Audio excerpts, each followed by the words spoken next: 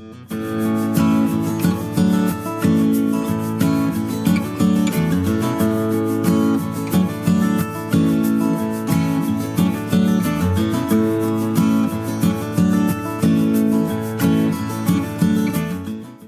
go ahead and get started. Hello, everybody. My name is Debbie Davidson, and I am with the Math Science Nucleus. I don't know if any of you have ever gone to the Nucleus operates the Children's Natural History Museum there in Fremont. It's got all kinds of cool science stuff. It's open Tuesday, Thursdays, and Saturdays. Check our calendar if you need to. All right, and we also operate Tule ponds at Tyson's Lagoons. Some of you may go there for some field trips coming up. But we've got a lot of activities going on, but today, this is just for you second graders. We're going to be soaring into science with Mattos Elementary, and we're going to be talking about your long-term project. You are going to be studying plants, growth, and pollination. All right, we'll go ahead and get going then. All right, so our long-term project, you are going to track a few things all year. And at the end of the year, we'll be able to make some conclusions based on what we find. Now, today we're going to be talking about all different kinds of plants and the animals that use them. So our plants, again, are important to all of our living organisms. You see this person here that's watering their plants. Does anybody out there have any gardens or flowers that you guys have to water? We might have to water some of our plants there at the school. We'll talk about that in a minute.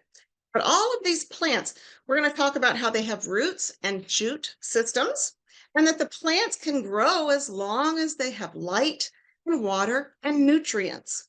Now, pollination is another thing that you will hear, and that's important for certain plants in order for them to be able to grow and to create new seeds. Now, we are going to learn about collecting data. Now, you can say it data or data. There's no wrong or right way to say it. I usually say data. So we're going to collect our data on how we're growing our milkweed.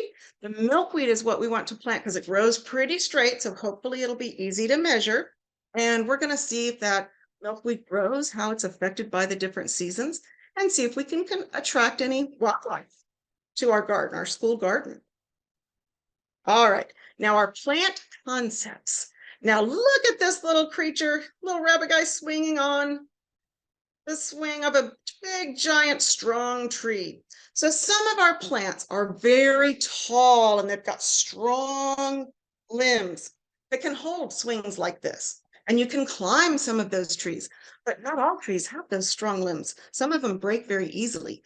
We're going to learn about the different kinds of plants, big plants like our trees and our shrubs, but also small little plants. Look at those little dots of green on the right.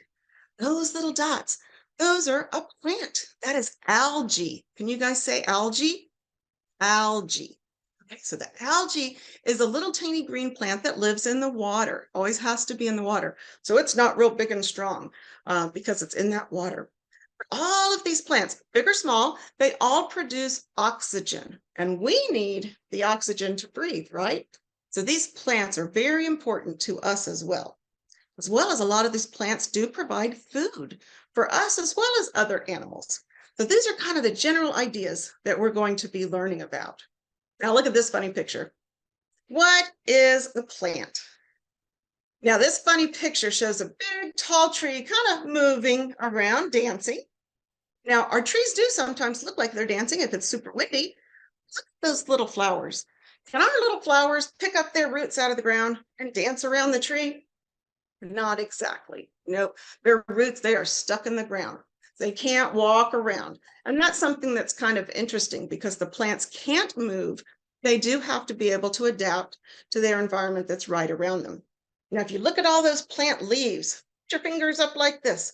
What a plant does with these leaves is they collect the sunshine and they make food in those leaves. That's pretty amazing. So they're able to capture the sunlight, make food in their leaves, then that food is sent down throughout the rest of the plant. That's pretty amazing.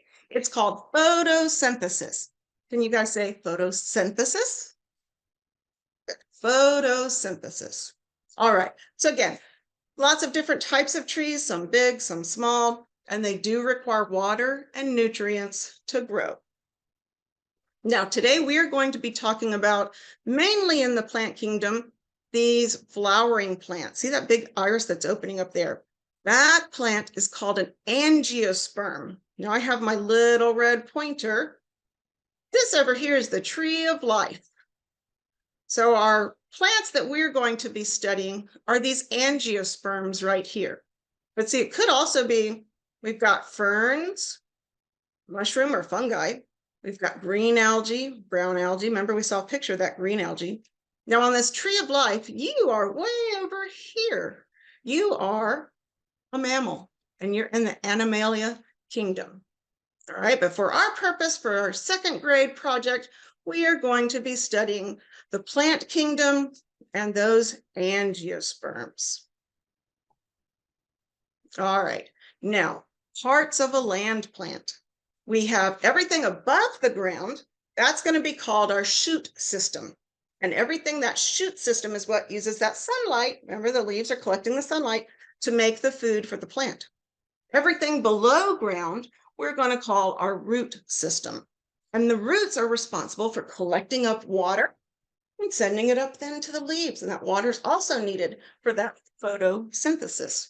Now, if you look on the different types of the parts of this flower that we have here, or the plant that we have here, roots, again, down in the bottom, under the ground, absorb the water and minerals. The stem that's in the middle, it's kind of like a harder, more structure to it. That supports the plant, holds it up. Then we have the red, probably a tomato, a little fruit. That's protecting the seeds. Of course, we have our leaves that are collecting sunshine for photosynthesis. And then those little yellow flowers. Those yellow flowers, we need pollination. The pollen from the flowers has to get traveled around. Anywhere there's a flower, if it gets pollinated, it's going to turn into tomato. And again, that's the way that the plant can make more seeds. All right, now I want you guys to think a few minutes about these different kind of plants. Do you eat any plants? What about some of your favorite things that you eat? I wonder if they're plants. Any idea? So if you think about, look at this little funny picture. The roots, you might be eating carrots, potatoes, and onions. Those are all under the ground. Flowers, if you eat broccoli or cauliflower or cabbage, those are all flowers. We eat them before they actually flower. If we left them in the fields, they would then go to seed and flower. Nuts and seeds, corn, black beans, rice, cashews, all those things, those are all nuts and seeds. The leaves, we've got lettuce, spinach, bok choy. Fruits, apples and oranges, tomatoes, melons, squash, honeydew.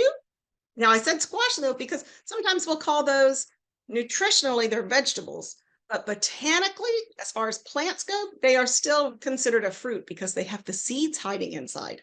Okay, so that's kind of a tricky, just to know what kind of science you're talking about. For our science, we're going to be talking to botany, and that's always going to be some fruits. Even bark. Has anybody had their maple syrup with pancakes? That's coming from the sap of a tree.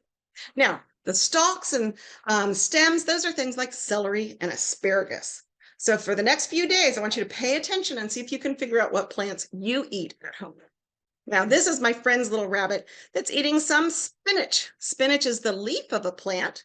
And in the middle picture there, you can see how the spinach is growing in the ground.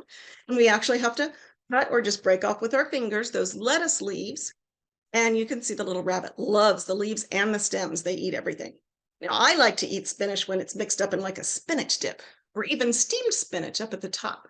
You're probably eating some spinach too. It's got lots of nutrients to it. It's good for us. Now, has anybody here ever tried an artichoke? Now, California is known for their artichokes. The very bottom picture shows you a big field full of artichokes to be harvested. Now, we harvest these just before they bloom. And if we left them on the stalks a little bit longer, there's 2 flowering plants at the top. That's what the artichoke that we eat, the part, would turn into the flower. And again, pollen would be required for pollination for the plant to grow and make new seeds. But we harvest it right before it blooms. You can see us cooking it up over there. And it's pretty tasty. I like it in artichoke dip. But again, you're eating the part of a flower. Now, this funny picture, this is of a zucchini. If you look at the beginning of the flower, you see a yellow flower. So that yellow flower has to be pollinated. And again, where there's a flower, that's going to turn into fruit. And I got our zucchini. We slice open that zucchini. It's got all the seeds inside. And we like to cook it up and eat it. Okay, so again, the seeds are inside the fruit. Now, this doesn't grow overnight. It takes several weeks, actually a couple months, to grow and be able to get the flower and the fruit. All right, now the onion, sometimes you guys might eat some onions. Onions are a bulb. That means they grow down in the ground. Look at this on the left side. Oh, it's growing all wiggly. See how the roots were growing in the water? Look, those other two onions are starting to go now. Now, those will even grow if they're just sitting out on your countertop too. You can still eat them after they've started doing that, but you can tell that they're growing well. Again, that's a time lapse. It's over a lot of time there that they're growing. Over the other side is a yellow tulip. A lot of our flowers that bloom in early spring are bulbs because the bulb is protected down in the ground. All right, so what does a growing plant need to be able to grow and be successful? If you look at our example of the plant, let's start down at the roots. The roots, again, are collecting water. Water we call H2O. That's the way scientists like to do water. And now the stem of that plant is reaching up. Again, those leaves are collecting all that sunlight so they can make food. They can photosynthesize. Now, at the same time, the plant is breathing out oxygen and it's breathing in carbon dioxide. If you guys take a big deep breath right now, take a big deep breath. A lot of what your body needs is that oxygen. And when you blow out, you're blowing out carbon dioxide. So you see why we're good friends with all our plants. We need each other. Now the plant needs, again, water, light, good soil, nutrients that are in the soil, carbon dioxide. Now, most plants need soil. There are some that don't need soil that can grow in water. You may have heard of hydroponics. So that is a way of growing all of our plants down in water without a dirt medium. But we're going to be using some soil to grow ours. Now, if you look at the soil that's here, soil is organic matter like plants or wood, rocks, and plus the rocks. So as those rocks and that organic matter breaks down, that's what gives the soil the nutrients. Okay, now there are different kinds of soil, but the soil is important because that's where the plant gets all of its nutrients, like its vitamins. So if you look at this bottom picture, you see the very beginning, first little plant. It's been focused on growing its root.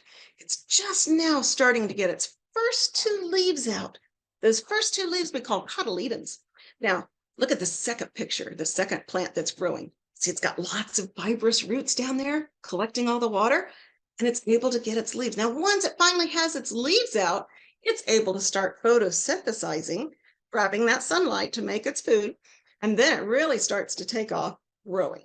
So if you look at the picture at the top, again, this is a time lapse over several days, but you see how the plant is able to grow. So again, we're going to be looking at these patterns of growth. Do they all do the same thing at the same time? Do they grow the same way? What's the first to come out? All of these are things that you're going to be observing. Now, one of the activities you're going to be doing with some of your parents, with the parent docents, is also looking at soil. And the soil is alive with water and air. If you look at that first picture, most people look down at the dirt and you think that soil, it's made of minerals, organic matter, things that used to be alive, water, and air. So to be able to have little pockets of air where air or water could take up that space is very important.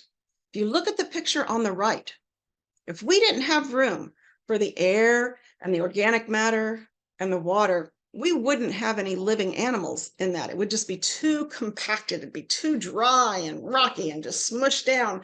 It wouldn't be any good. So hopefully in our garden, we're going to have some nice, healthy soil, and we're going to get lots of different animals. So anytime we see worms and ants, those are fantastic to have in your garden. They help with pollination, the ants do, but they also tunnel down into the ground. Can you find a couple of those worms in this picture? I'll use my little red pointer again. These two worms, see, they're going from the surface down into the ground. So again, the worms are helping to create new air little channels where water and air can go through. Look at this worm over here. Look at all the channels it's made. So these animals are very important because they help our soil become healthy. All right, the soil layers. Look at this excavator over there. It takes a big machine to be able to pull up this compacted, hard, dry dirt. It's almost like a concrete there. Is that a place where that you could get a plant to grow? Would you like to plant a butterfly garden there? It wouldn't grow, would it? It's too compacted. So again, we've got to make it healthy again. If you look at our soil layers there, by the trees and the flowers and the mushrooms, first layers where those roots are, those humus. And then the topsoil, some of our roots do reach down into our topsoil and our subsoil. But then down below, you get fragmented rocks and then bedrock. So again, school grounds tend to be like the picture on the right where the excavator are. That ground has been trampled on and driven on, and it's had a hard time. It's been real compacted. So we might have our work cut out for us to make our soil healthy. Now, our plants do get their nutrients from the soil, and they get it from breaking down these rocks and little critters. So if you look at my picture over to the right, the sun shines shining on both of these plants, but one is healthy, one is not. The big difference here is what's going on in the soil. So this would be that soil that excavator was, like it's real compacted and dry. There's no vitamins and minerals, no nutrients to be able to get sucked up by this plant. But over here, so these are some of the chemical names you may recognize. Sulfur, Ca is calcium, Mg, magnesium, Si is silicon, K is potassium. So you've got all these, did I say that right?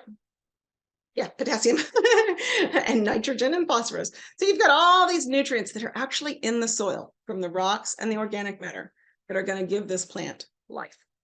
All right, now, if you look over on this side, a lot of times when you're working in gardens, you may see some soil or fertilizer, and you'll see these big 3 letters. N for nitrogen, P for potassium, K, oh, I said that wrong, phosphorus. P is phosphorus, K is potassium. So these 3 minerals are very important. The nitrogen helps with good leaf growth. The phosphorus, healthy root growth. And then the K, the potassium, is just general growth overall. So these are very important to a plant. Just like people, we need our vitamins. We need some of these same vitamins sometimes in our foods that we eat. And so again, we get our energy from our food. Plant also gets the energy then from the soil. Now, different environments influence plants differently. So if we look way down on the ground and we're to use a microscope to start looking at what happens, we're looking at small little pieces.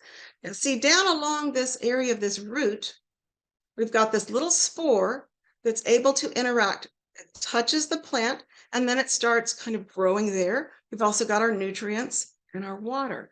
So look at this picture over here. Look at how these roots, these tiny little roots, are growing because it's the right environment. There's enough soil, enough nutrients, enough water.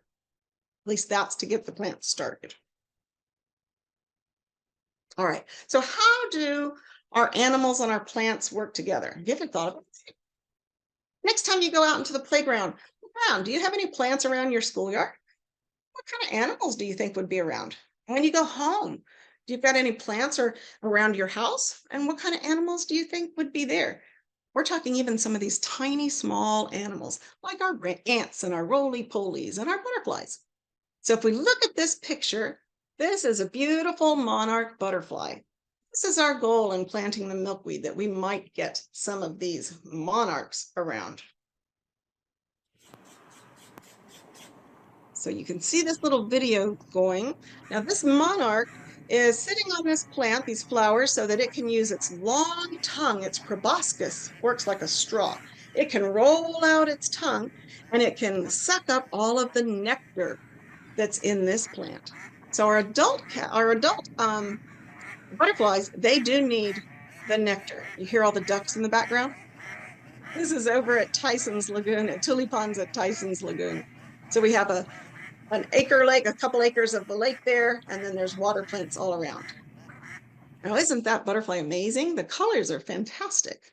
All right, so again, our plants, flowering plants, these angiosperms, they have to create more seeds in order to keep growing.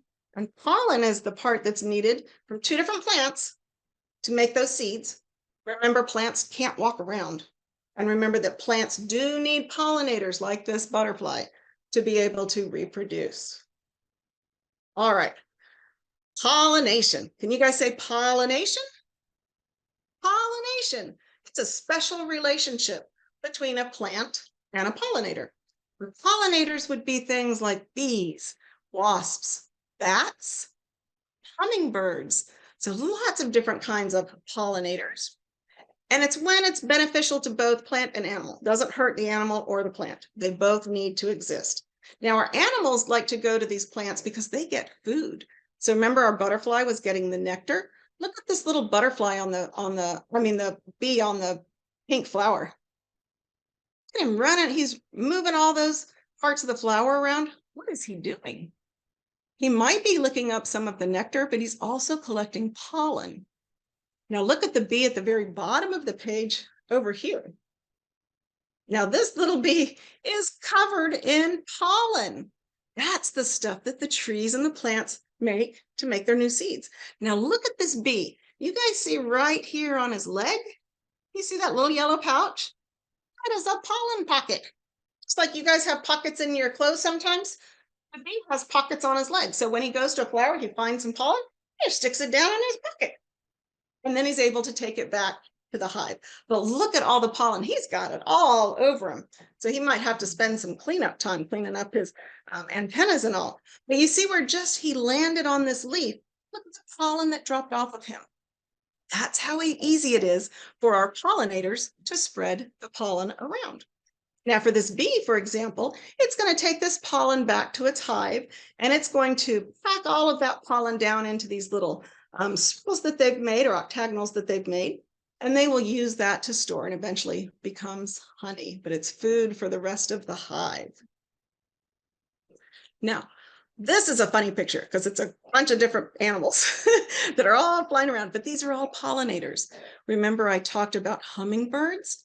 So let's look at this hummingbird right here over in the purple flower. A hummingbird has a very long, skinny beak with a long tongue, so it can lick way down here to get that nectar. Look at this butterfly here. Again, it's probing its proboscis, sticking that straw tongue down deep in those flowers to get the nectar.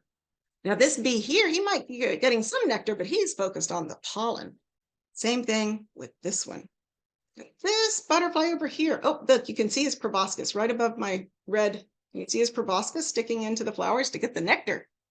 All right, so again, for these flowers to attract all these pollinators, the flowers have to look a certain way. They have to kind of make themselves pretty, look attractive.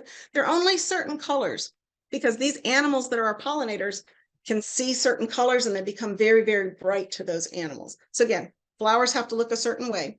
Nectar is from the plants that attract the pollinators, and the pollen moves with the pollinator. So it's going to move with the bee or the butterfly and the hummingbird. All right, so pollen. What is pollen? If we took a microscope and we could look at pollen, the left side over here, this is what pollen looks like under a microscope. See, it's kind of spiky. It almost kind of looks like some of our viruses and all too that we have. But these are little tiny pieces of pollen. Now, the pollen again comes from the plant. So if you look at this picture over here on the right, when this plant is first growing its flowers, see how they were all closed up? And then they start to open up so that all this pollen now is exposed. See, again, they were all covered up at first, growing the pollen. And now the pollen is out, ready for those pollinators to come through. All right, so a little closer look at what is pollen. Look at that picture down here. Did you guys see that? Okay, what? There's a guy down at the bottom. He's shaking the tree. All that stuff coming off is pollen. Remember that picture? These little things right here? All of that is pollen. Look at that. I sure hope he's not allergic to cedar pollen. If you're allergic to the pollen, it makes you sneeze and it makes your eyes water. All right, so when all that pollen lands on the ground, that's all this yellow. You see all the yellow down here on this driveway? And they're having to wash it off. So in the springtime, that's usually when a lot of the pollen is released and everything kind of has a yellow coloring on it. So again, that's our pollen. And again, you will do a couple activities too with some parent docents while looking at the parts of a flower. And if you look at what happens on this lower picture here, as soon as here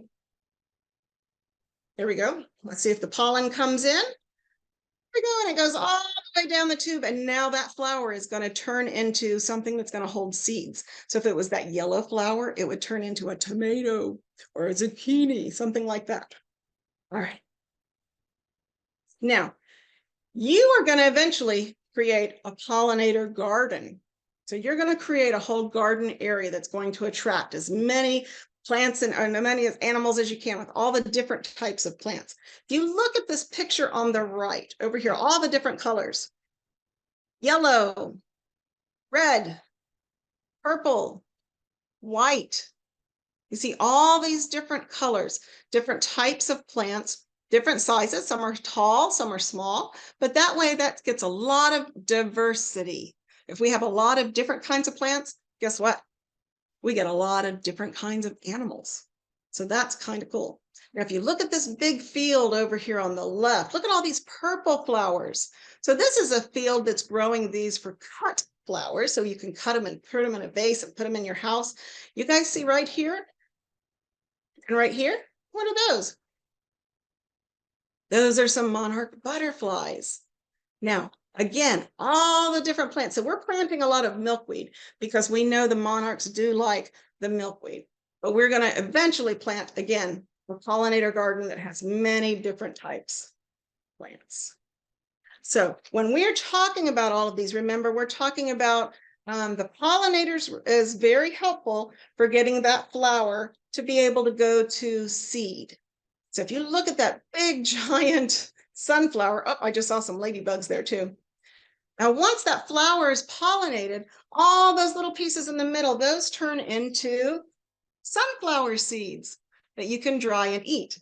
A lot of people grow these and we have them in our garden and we just leave them there because the birds and the squirrels come to eat those seeds. We just let them dry. Or you can harvest them and collect the sunflower seeds to eat yourself. All this wouldn't be possible unless we had our little pollinators. Now, again, you look at that little bee. What's he got on his little legs? He's got his pollen pockets. Okay, remember, he's going there collecting all the pollen he can. He's sticking them down in his little pockets, and then he takes it back.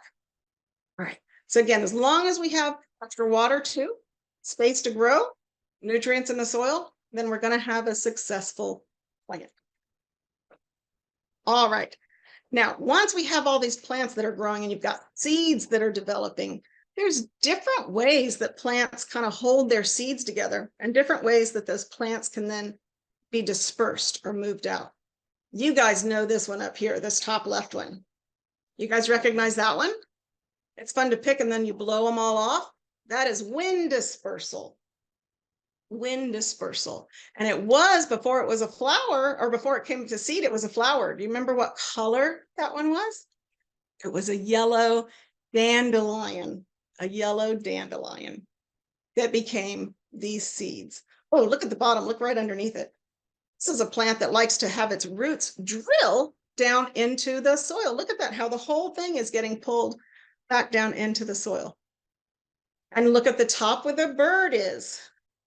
So the bird eats a seed, then what happens? It sits on its branch and it poops. Now, what happens to that seed after it's gone through the bird and it's deposited in the poop? The bird's belly, the stomach acid, takes off the seed coat that protects the seed. So once it's pooped out, then it's ready to grow. And it's got its own fertilizer and all there with it as well. That's pretty cool. Now, the bottom one on the right here, this is pressure. There's some plants that build up a lot of pressure in their seed pods. This one, you just barely touch it and the whole thing pops open. We'll probably plant some California poppies, and those California poppies do the same thing. They build up so much pressure, you can actually hear them. That's how they got their name. All right, now if you look at the one in the middle, the one in the middle is our milkweed. And our milkweed seeds kind of look like those of the wind dispersal, just like the dandelion. So the seeds aren't quite ready yet. That little seed pod is going to open up. And once it's open wide enough, then all those seed pods, their seeds are going to be blown away, just like our dandelion. All right, now this is kind of a funny video. This is all about planting a seed and watching it grow. Is this really how it works? So we got Linus and Snoopy and Woodstock just throwing seeds out, and then they water them. Woodstock's having a hard time watering. And then already they've got fruits and vegetables to eat. Does it grow that fast? No. Remember, it takes several weeks, a couple months usually, to be able to harvest some. So again, it takes a lot of hard work. This little clip makes it look like it's really easy, but it's not that hard. The soil has to be prepared. You see that's kind of done in rows. Watering is very important.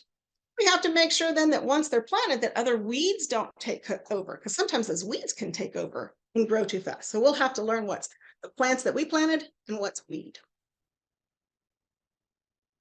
All right. Now, you're going to be doing a lot of observing.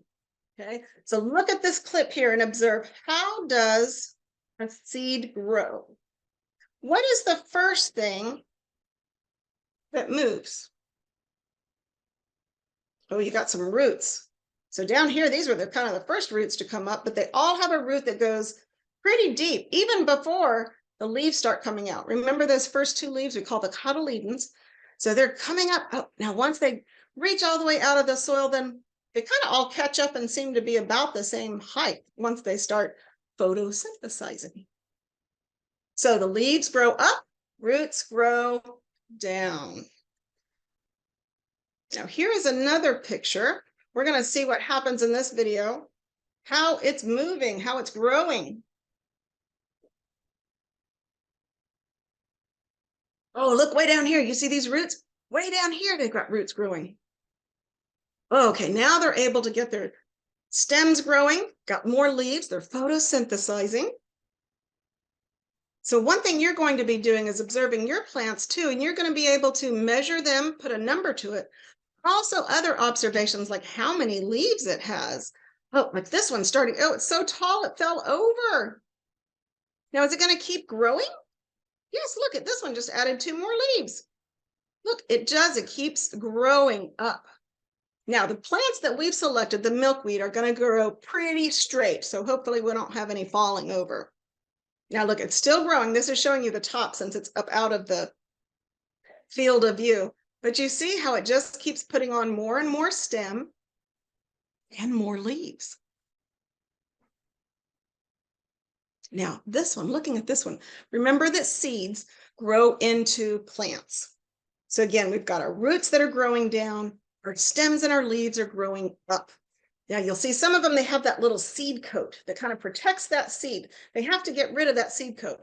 So they're ready to do that if there's enough water and again, nutrients in the soil. Remember the seed that the bird ate? That takes that seed coat off. So when it hits the ground, then it's ready to put down roots. All right, so again, they reproduce and make new seeds, which creates then new plants. All right, so the plant you're going to be working with is called milkweed. Can you guys say milkweed?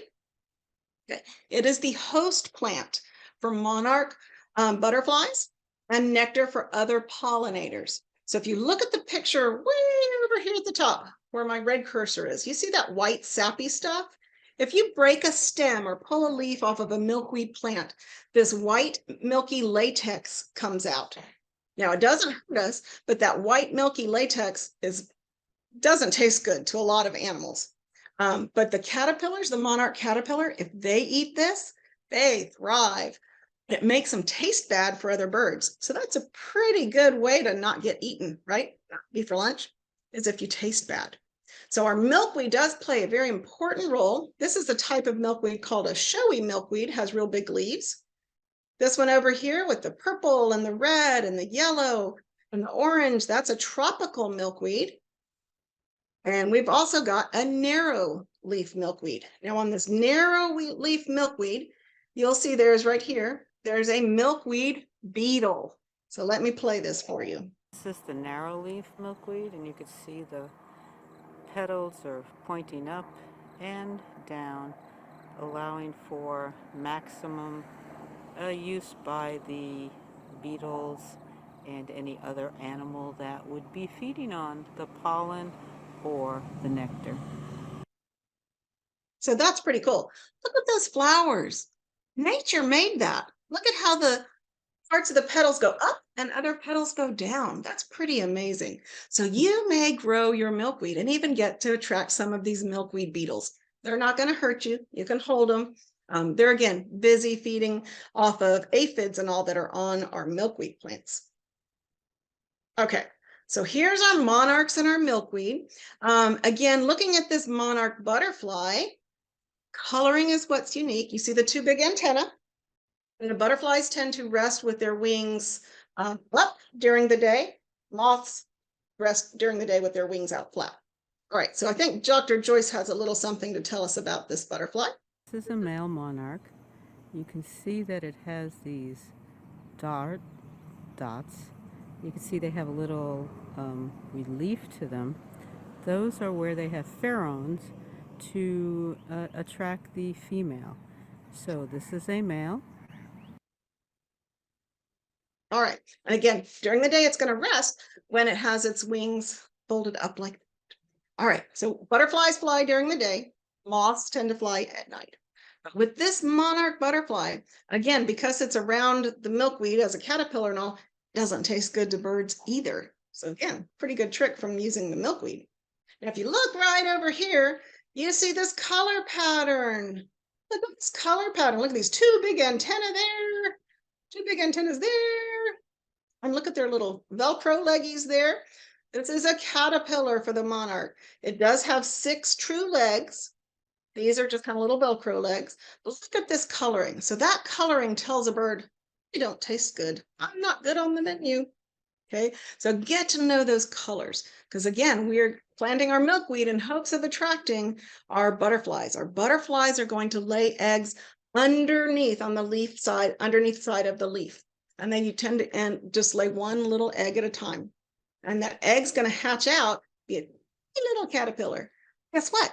It's laying on the milkweed. It's already got its food ready for it. And it'll eat and eat and eat until it's large enough to be able to become, do its chrysalis thing. All right. So again, butterflies as adults, they will use the nectar of the plant. Okay. And our caterpillar can only grow if it's on this milkweed, not any other kind of plants. That's why we call it a host plant. All right. Your first experiment. The first thing you're going to do is look at some of the plant models that we have. Somewhere there at Mattos, we've got these little plant models. There's a box of them, and I can help you find them. I think we've got them together. And you'll need some rulers. So first thing you can do is just practice measuring everything. Practice measuring everything. And then when you look at these models, you're going to figure out, put them in the order, like what's the first thing that happens, what's the last thing that happens.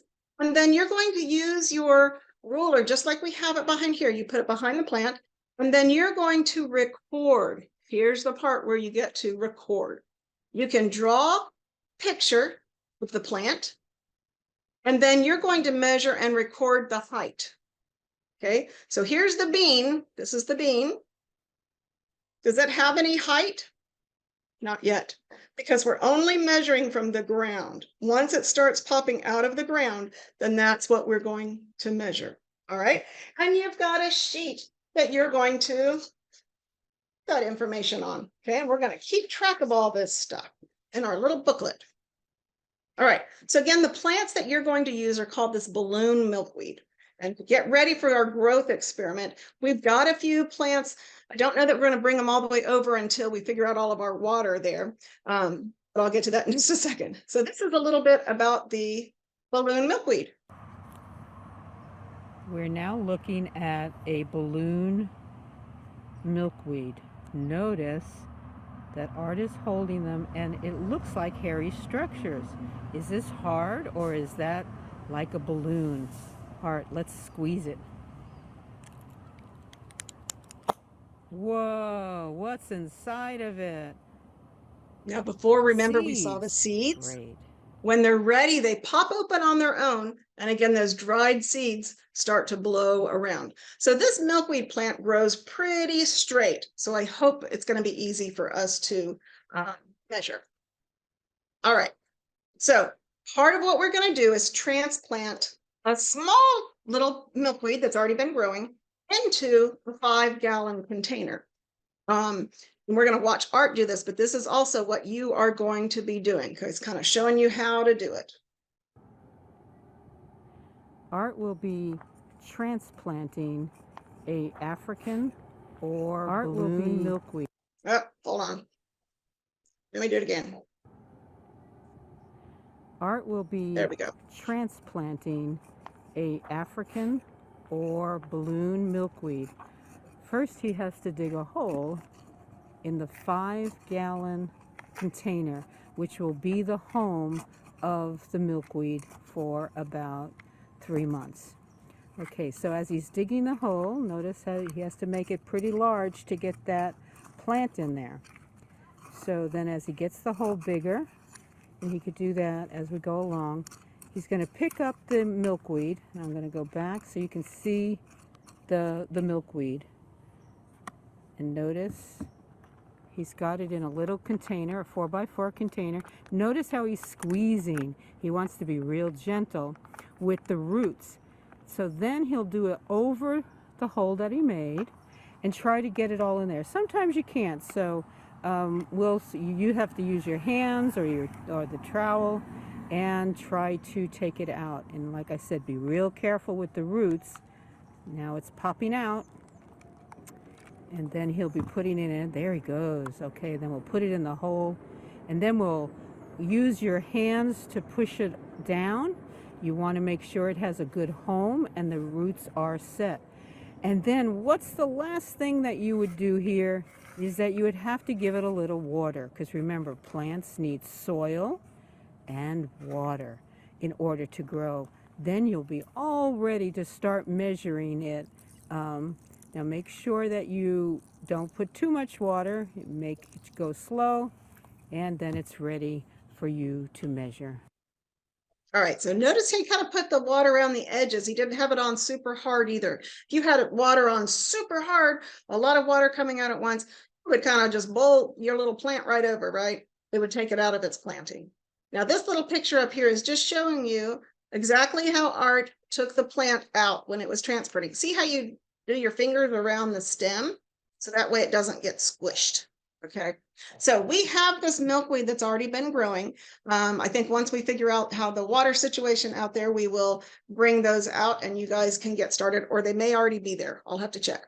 But we have water in your garden that's supposed to be coming on. Now, over the summer, your principal did a fantastic job. She cleaned up the garden and planted some plants, but then something went wrong with the water. So what do you think happened to all the plants? Died. Our new plants that we put in had died. So we have to get the water figured out, and then we will be able to get going on this. Now, all of you are going to have a booklet. This is going to be your little student booklet for you to collect data on the growing milkweed plant. Now, with this booklet, second grade plant growth. So if we leave this out somewhere, it gets forgotten. Look, it's got your name and the teacher's name. So somebody knows whose box to put it back into to get it back to you, okay? One thing that's real important is the plant number. Now you will be working in pairs. So you'll be working with a partner and your teacher's going to give you a plant number, okay? They're gonna have what numbers already on them. That's the ones that you're gonna track. Now, again, you're gonna be assigned that milkweed to see how it grows. each kid, each one of you are going to keep your own information. And that's because everybody sees things a little different. Okay, so that way you can record all of your observations.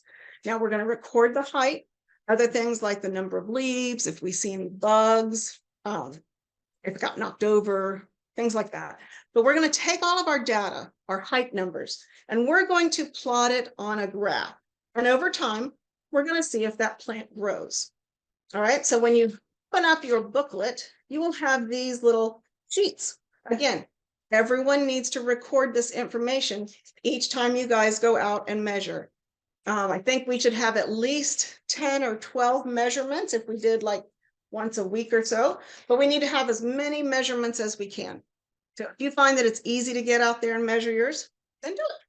All right, so again, we're putting the number of plant number, student's name, so you'd have your name and a partner. Then we're putting the date, is very important, plant height, and we're measuring in centimeters. So that's the metric scale. Now that's measurements that we have a number to, they're quantitative. We can put a number to it. That's what we're going to graph. Other observations or questions are for you to write down. So again, you could write how many leaves it has, if you saw any other bugs, if it needs more water, or something else is crowding it, or it's not getting enough sun, things like that you can write down. The very bottom is for you to become an artist, and you get to draw what it looks like today. Okay, and we're seeing again how many leaves it has. So some of you may like to write more things, but some of you may like to draw more things. Again, everybody is different. All right, so when we are measuring the plant, remember that one picture when it was growing and it fell over? Hopefully, we will be able to measure these fairly easily. And again, we're going to start by always putting the ruler, these red lines are like my ruler. The ruler is going to be right at the surface of the ground, the soil. Do you want to take that and push it down into the soil? No, we want it to be right at the surface. Okay, and again, we're looking at the tallest part then of that plant. See, that might be right there. This one's going to be right here. And the tallest part of this plant right there. So again, you can put your ruler right behind it. Now, we again are going to be using centimeters because science, we use the metric system. So we always measure in the centimeters. You don't need to convert anything. You just measure one way or the other. So if you look at the inches, you go all the way to an inch. There's 1, 2, 3, 4, 5, 6, 7, 8, 9, 10, 11, 12, 13, 14, 15, 16 increments to make an inch. Now, if you look over here at the centimeters, this is like your 0 line. Let's do 1, 2, 3, 4, 5. So this big longer line there is 5, 6, 7, 8, 9, 10. Makes the 1 millimeter, no, 1 centimeter. So 10 millimeters equals the 1 centimeter. So here's our trick. Metric is so much easier to use. If I had my plant to right here, that would be 1.5. So look, there's 1, 2, 3, 4, 5. That's my simple measurement. So that's, again, the first thing we're going to do is just practice measuring all different kinds of things in centimeters. You're going to measure those little plants as practice. Then we'll get to measuring our big plants. All right, another trick that you might find helpful when you're collecting your height data, sometimes it's hard to figure out where the tallest plant is. So in this, we just used a pipe cleaner, and we just kind of wrapped it around, kind of made it flat. So that way it was easier for, like, one kid could kind of find where the tallest was, and then the other one could kind of measure and hold it, and the other person could look and see what the measurement was. So see, that's a little bit easier. Now you guys can decide as a class and teachers what you want your measurements to be, how exact. The more exact, of course, the better. But look at this one. This one is close to 16. There's 17, 16 is hiding right there. So that's up to you. Would you call this 16 or would you call it 17? Or you could call it 16.2. That's up to you guys to try to figure out what you want to record. And again, you're going to draw a picture, any observations. So now we're keeping track of all our data. This is the important part. On your booklet, on the very back page, you have this graph or this thing I got you right in front that has the plant number, the date, and the height. So let's say I've just gone outside and I've measured my first time. Then I want to come onto the back and put my number right here. Okay, so each time you measure, you're going to fill out a new sheet and then also record it on the back here. And this is just going to be an easier way to make a graph, because towards the end of the year, we're going to be making graphs. You guys ever worked with graphs before? Okay. A graph, not a giraffe, but a graph. A graph is just a way of plotting data, and it's easier to kind of see what's happening. So on one side of the graph, the graph, this is the X. So this down here, we've got the times that we went out to measure. This side, we have the height in centimeters of the plant. So you see each one of these little dots down here is where I have recorded some of my growth. Now look what happens because I'm on plant number 20 and I've chosen green. So every plant group, every number can have a different color. This is what my graph ended up looking like. Do you think my plant grew pretty well? Kind of looks like it kept growing each week until it finally got to be 33 centimeters high. I think that did pretty well. So again, that's just a way, again, of plotting all that data and kind of looking at it, and we can make guesses as to what happened. It's just an easier way to look at it. So if I had these 3 plants, week 1, week 2, week 3, each week they got a little bit taller. If I graphed those heights, I would get a red line that would go like this. It's going up, which means the plants are growing. They're doing well. They're growing. Now, if I measured my plants week 1, week 2, week 3 like this, they're still alive. They're still growing. But did they grow in any height? No. See how my line is flat? Yeah. So they're alive. They're just not gaining height. Oh, no. What happened here to my peace lily? It needed water. It may have already died, but look what happens if I measured, this was the week before, and I go out and I measured today. Oh, no. So this line going down means my plant wasn't growing. It lost all of its height. So this could mean that the plant just needs water. It could be that the plant got broken or stepped on or something. It could be maybe measurement, like maybe you're holding the wrong way or backwards or upside down or something. So again, a graph is just a way to give you more information. Now, if you look at this, the measurements on this graph, which line shows you no growth? No growth. It didn't grow at all. The B, the one in the middle, remember it's kind of flat. So again, a graph is just a way of gathering up. All right, now this slide is just in case. We have to figure out the water. If we're going to have an issue with the water, the easiest thing that I've always done is just have my kids water. I get a bunch of these just old plastic bottles, recycled bottles, and I put holes right around the, I usually put holes like right around here at the top, or you can put holes in the actual top. And that way everyone gets a chance to water their plants. And it's easy enough if you're on your way out to recess or to PE something, just grab those bottles and dump them out. You can water your own plant. So hopefully though, we will get that figured out. If we have permanent water there, or if you guys need to water, we'll let you know. All right, so for your long-term experiment with your teacher, you are going to be measuring the milkweed plant growth for 7 months. And you're going to collect all the data. You're going to look for patterns of growth. And you're going to be planting these plants in your pollinator garden and create a bigger pollinator garden. You're also going to engage in 6 lessons with the parent docents. And some of these parent docents, teachers, they're also available to help you if you need help doing these long-term projects too. All right, so some of the things you're going to get out of it. You're going to have a great time. You're going to have fun. You're going to be using your observation skills. You're going to be working together with friends, and you might make new friends with the people you work with. You're going to be using your math skills, your measuring and your graphing, your writing skills. You're going to get great at all those letters. You're going to be an artist where you can draw your picture and what you see. Did I say we're going to have fun? Yeah, we're going to have fun. We're going to be outside around the garden, and we're going to be inside doing some of the work.